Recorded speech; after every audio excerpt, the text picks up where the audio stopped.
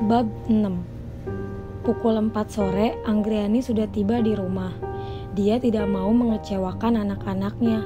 Dian sudah menyambutnya di depan pintu.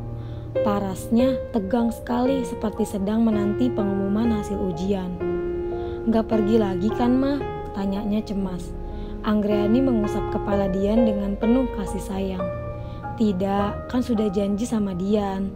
"Kalau begitu, lekasan dong, Ma. Kita sudah harus sampai di sekolah sebelum jam 5:30. "Jam berapa latihannya mulai?" "Jam 6, Ma." "Kalau begitu, kita sudah harus mulai bersiap-siap.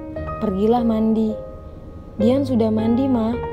"Kalau begitu, cepatlah ganti pakaian. Mama mandi dulu ya."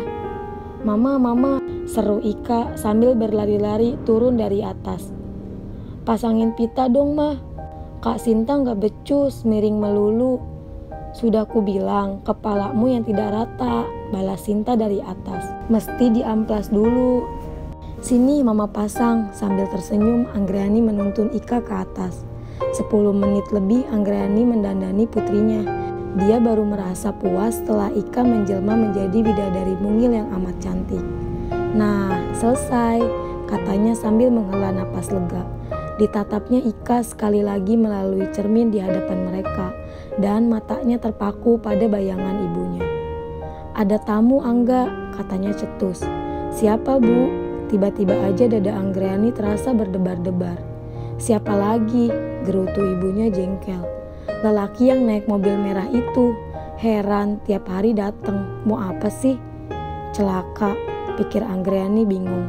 Kalau dia tidak mau pulang juga, bisa runyam nih. "Jangan lama-lama ya, Ma," seru Ika sambil memandangi dirinya dalam cermin.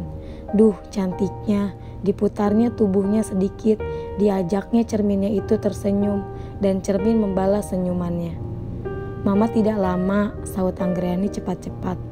"Awas rambutnya jangan diacak-acak lagi ya." Takut-takut Dian mengintai dari pintu kamar. Sinta ada di dalam, sedang meranda sambil bersenandung. Kak Sinta pasti lagi senang. Tidak biasanya dia bernyanyi-nyanyi sendiri begitu. Dan kalau sedang senang, dia pasti tidak berbahaya. "Kak Sinta," panggil Dian hati-hati. Serentak Sinta menghentikan senandungnya dan menoleh ke pintu. "Loh, kok belum pakaian juga?" tegurnya heran. "Kak Sinta." Dian memandang kakaknya dengan ragu-ragu. Kenapa?" "Kak Sinta," suara Dian tambah memelas, mukanya memerah. "Ada apa sih?" bentak Sinta tidak sabar. "Ngomong aja kok susah amat, mau ngapain?" Dibentak begitu rupa Dian langsung mundur 3 langkah, tetapi tidak mau pergi. Sinta jadi makin penasaran. "Kemari Dian," desisnya gemas. Tetapi Dian hanya bergayutan di daun pintu, tidak berani mendekat. "Ya sudah, kalau nggak mau ngomong," dumal Sinta jengkel. Dia sudah mulai merenda lagi ketika suara Dian kembali menggelitik telinganya, lebih perlahan daripada tadi. "Kak Sinta!" Parasnya terlihat semakin memerah. "Dian pinjam," suaranya tambah melembah. "Dian pinjam." "Pinjam apa?" Sinta menoleh dengan heran. "Dian pinjam." Dian tertunduk malu, tidak berani membalas tatapan kakaknya. "BH kakak ya?" "Hah?" Sinta terbelalak kaget. "Kamu mau pinjam?" Lalu tawanya meledek. Keterlaluan anak ini, kecil-kecil sudah genit. "Anak kecil mau pakai BH?" Sinta tertawa terpinggal-pinggal sambil memegangi perutnya. "Gak tahu diri, pakai aja plester." Dengan paras memerah padam, Dian lari meninggalkan kakaknya. Dia sudah hampir menangis, malu, kesal pula. Kak Sinta selalu begitu menganggapnya anak kecil. Anak bawang, anak ingusan, anak kemarin sore. Padahal berapa sih beda umur mereka? Cuma 4 tahun. Kak Sinta memang keterlaluan. Padahal dia juga baru kategori ABG.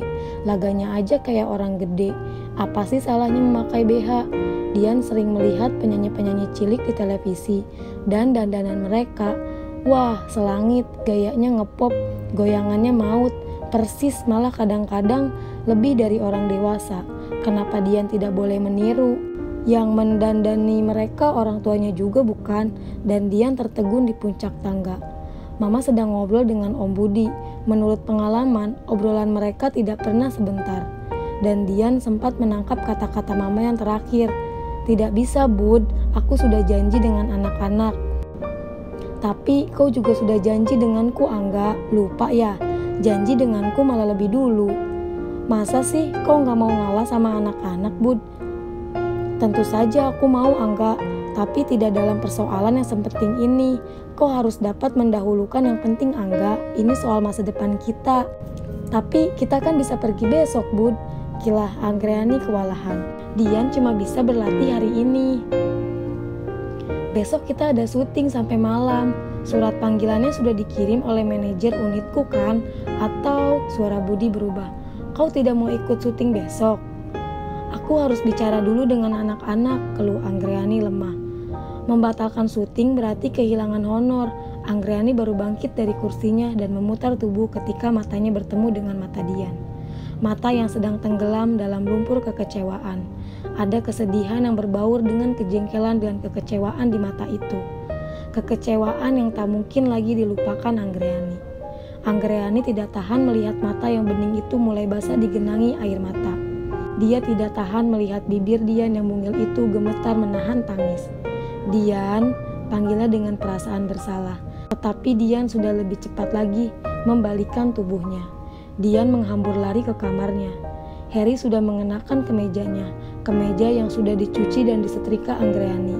Ketika dari jendela kamarnya, dia melihat Anggreni masuk ke dalam mobil mewah itu. Seorang laki-laki bertubuh tegap, berumur 40-an, menutupkan pintu mobil untuknya. Seorang laki-laki yang necis, rapi baur pakaiannya maupun potongan rambutnya. Dan Harry tidak sempat berpikir panjang lagi. Lupakah Anggreni pada janjinya? Lupakah dia pada anak-anaknya? Pada bawang putih? Bergegas Harry membuka pintu kamarnya, menerobos keluar, dan hampir bertubrukan dengan Ika yang sedang membanting-bantingkan kakinya dengan jengkel. "Mama pergi kemana, Ika?" "Mama bohong lagi, Om," gerutu Ika hampir menangis. "Betul kata Karimba, yang gak boleh bohong cuma anak-anak. Orang gede sih boleh ngibul semaunya." "Mama pasti ada urusan penting, Ika," hibur Harry terharu. Dia merasa kasihan pada anak-anak ini. Sekaligus mereka amat jengkel pada ibunya. Tak patut mereka dibohongi seperti ini. Mentang-mentang mereka masih kecil, seenaknya saja Anggreni mengobrol janji manapun. Di depan Ika, Harry tidak memperlihatkan kekesalannya. Dia tidak mau mendiskreditkan Anggreni di depan anak-anaknya. "Kenapa mesti tergantung Mama? Ika dan Dian kan bisa pergi sama nenek." "Wah nenek, bayar taksi aja salah melulu." "Nah, kenapa nggak minta tolong sama Kak Sinta?" "Nggak ah," potong Sinta yang tahu-tahu telah berada di belakang mereka. "Aku nggak mau pergi, Om saja pergi sama mereka." "Kenapa? Malu?" "Nggak mau aja." "Tapi kenapa?" desak Harry penasaran. "Nggak kepingin." "Karena kakimu." "Pokoknya aku nggak mau pergi," bentak Sinta kesal. Ceret banget sih nih orang. "Malu ketemu bekas teman-temanmu?" "Itu urusanku." "Kamu harus pergi, Sinta," kata Harry tegas tapi lembut. "Kita pergi sama-sama." "Buat apa? Memamerkan pincangku pada semua orang?" "Buat memberitahu dunia kamu tidak malu dengan cacatmu." "Tapi aku malu." "Tidak, kamu tidak boleh malu. Teman-temanmu boleh tahu kakimu cacat, tapi mereka juga harus tahu kamu kebanggaan." "Kebanggaan apa? Aku tidak punya apa-apa." "Kamu cantik, Sinta. Pemuda-pemuda akan memuja kecantikanmu dan meludahi kakiku. Percaya padaku, tidak seorang pun berani melakukannya." "Tentu saja, karena mereka kasihan padaku. Bahkan aku tidak sudi dikasihani."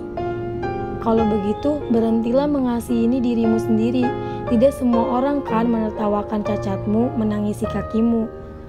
"Ngomong sih enak, mana buktinya?" "Aku," sahut Harry tenang, "tahu perasaan apa yang timbul di hatiku ketika pertama kali mengetahui kamu cacat." Sinta tidak menjawab, tetapi sorot matanya mengatakan betapa inginnya dia mendengar kelanjutan kata-kata Harry. "Kasian, cakep-cakep pincang. Tapi setelah kenal kamu, Om sadar, kamu gak perlu dikasihani kok. Kamu punya banyak kelebihan yang tidak dimiliki oleh gadis yang tidak cacat sekalipun." Harry sendiri heran, buset bagaimana dia bisa ngomong selancar itu. Tapi melihat tatapan Sinta, tiba-tiba dia yakin usahanya tidak sia-sia. Pakai baju apa? Padahal biasanya dia tidak peduli. Pokoknya asal pakai baju. Persetan baju apa. Tapi kali ini dia kebingungan sendiri. Yang mana gaun yang harus dipilihnya. Bukan karena banyak pilihan. Bukan, gaunnya tidak banyak kok. Justru karena sedikit dia jadi tambah bingung. Dia mesti memakai gaun panjang. Tentu aja, dia tuh tidak mau kakinya jadi tontonan. Tetapi, pantaskah pergi ke sekolah Dian sore-sore begini memakai gaun panjang? Apakah tidak lebih baik pakai jeans saja? Praktis, tidak mencolok dan mampu menutupi kakinya yang cacat. Tetapi, pantaskah mendampingi Om Harry pakai jeans? Seandainya Mama ada di rumah, Mama pasti tahu. Sinta amat mengagumi selera berpakaian ibunya. Pakai baju apapun Mama selalu terlihat cantik. Bagaimana kalau dipinjamnya saja baju ibunya? Mama punya celana panjang longgar berwarna pastel yang lembut. Blusnya pun sederhana, lengannya pendek, lehernya berpotongan V, tidak terlalu mencolok warna maupun potongannya. Tapi manis, serasi, enak dipakai, tidak panas dan yang penting keren. Ayo Dian, Ika, sudah siap belum? Seru Harry sambil melirik jam dinding. Wah, latihannya bisa batal kalau bawang putih ngaret. Tunggu Om, Dian berteriak dari kamar. Dian lagi nyisir, Mama sih gak ada. Om bisa sisirin Dian gak? Wah, Om cuma bisa nyisirin kabel Dian. Suruh nenek aja deh. Nenek mah cuma bisa nyisirin bakmi. Om, panggil Ika tiba-tiba. Nenek boleh ikut gak Om? Boleh dong. Pertunjukannya 70 ke bawah kan? Jadi nenek boleh ikut. Iin juga. Iin, balak Ika kaget. Loh, kenapa? Emangnya Ika doang yang boleh pergi? Tapi Iin gak pernah kemana-mana. Nanti dia ngambek, nangis, menjerit-jerit. Kalau ngadat, Om bawa pulang. Ayo suruh nenek tukar baju. Hampir tidak percaya pada pendengarannya. Dia mau diajak pergi? Mustahil. Siapa yang mau ngajak nenek-nenek pergi? Anggreni saja tidak pernah. Sekarang anak muda yang tidak ketahuan di mana rumahnya itu mau mengajaknya pergi. Dengan Iin pula, astaga. Jangan protes nenek pura-pura tidak mau. Padahal hatinya sedang berdebar gembira. Sudah lama dia tidak pergi jalan-jalan. Di rumah saja merawat Iin. Lama-lama kan sumpek juga, pengap. Nanti Mama marah. Enggak Nek, bujuk Ika. Bilang aja Om Harry yang ngajak. Kalau dimarahin biar Om yang diomelin Mama. Betul, Om yang ngajak nenek. Betul, Nek. Masa Ika bohong sih? Tukar deh baju nenek. Bau bawang goreng. Selagi nenek masih ragu, Harry muncul di antara mereka. Ayo Bu, kita pergi sama-sama. Harry tersenyum lunak. Masa sih Bu gak mau nonton cucu-cucu ibu menari dan menyanyi? Untuk pertama kalinya, nenek menatap Harry tanpa kemarahan atau kecurigaan di dalam matanya. Jadi anak muda ini benar-benar mau mengajak nenek-nenek jalan-jalan. Iin bagaimana? Bawa aja. Kalau nangis, kita bawa pulang. Nanti saya balik lagi jemput Dian dan Ika. Kan bawa mobil. Kamu yang nyetir. Wah, itu segampang bikin pecel Bu. Pecel. Damai nenek sambil cepat-cepat naik ke atas. Nyetir mobil kok disamakan dengan bikin pecel? Angot. Harry tidak jadi memutar tubuhnya. Sinta sedang menuruni tangga. Selangkah demi selangkah begitu anggunnya. Rambutnya yang panjang diikat rapi ke punggung. Sisirnya belah di tengah, memperlihatkan gemerlap 2 mutiara di telinganya.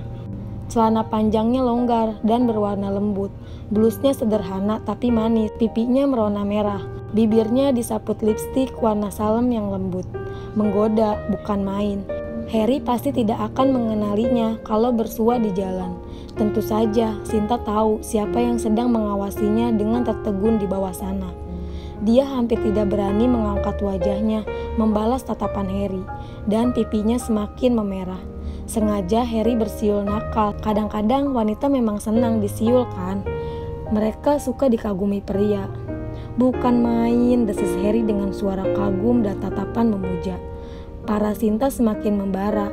Dia menunduk kemalu-maluan. Harry menantinya di bawah tangga, mengulurkan tangannya dengan sopan dan mengepit tangan Sinta. Ketika kulit mereka bersentuhan, Sinta hampir tak dapat menahan debar jantungnya sendiri. Ih, kapan pernah dirasakan sensasi seperti ini? Tidak pernah.